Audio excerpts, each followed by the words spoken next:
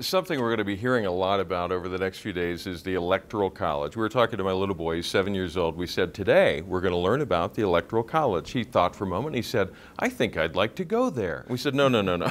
This is not an academic institution. But, well, technically you could go there, we figured out, because it is a collection of delegates, if you will. Explain for the rest of us what the Electoral College is and how it works in the simplest way. It goes back to the founding of our country, the desire of the Founding Fathers to keep election process and lawmaking process out of the hands of people completely. They were afraid of rabble-rousing, afraid of mob rule, afraid of anarchy. That's why we have a representative republic. We do not ourselves vote on our laws, except in certain circumstances. Yeah. Our representatives do that.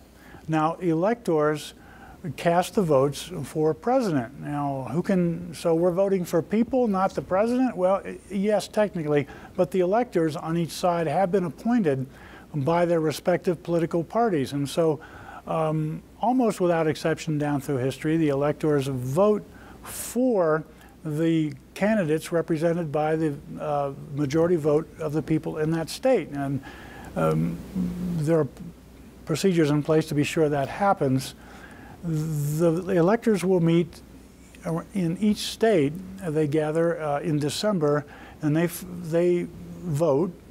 270 electors are required for a candidate to become president. In all, there are 538 electors, so half of that's 269 plus 1 gives you a 270 majority. Right. And then Congress actually counts those electoral votes in January and announces who is going to be the president. Now, there was a poignant moment in Electoral College history back in January of 2001. The gentleman who announces who won the electoral vote is the president of the Senate, who actually is the vice president of the United States. The vice president of the United States at that point was Al Gore. That's right. Al Gore had just done something very rare, won the popular vote by 0.3%, but lost the electoral vote. So he had to stand up and say, George W. Bush, 271 electoral votes, Albert Gore, 266. I think those were the numbers.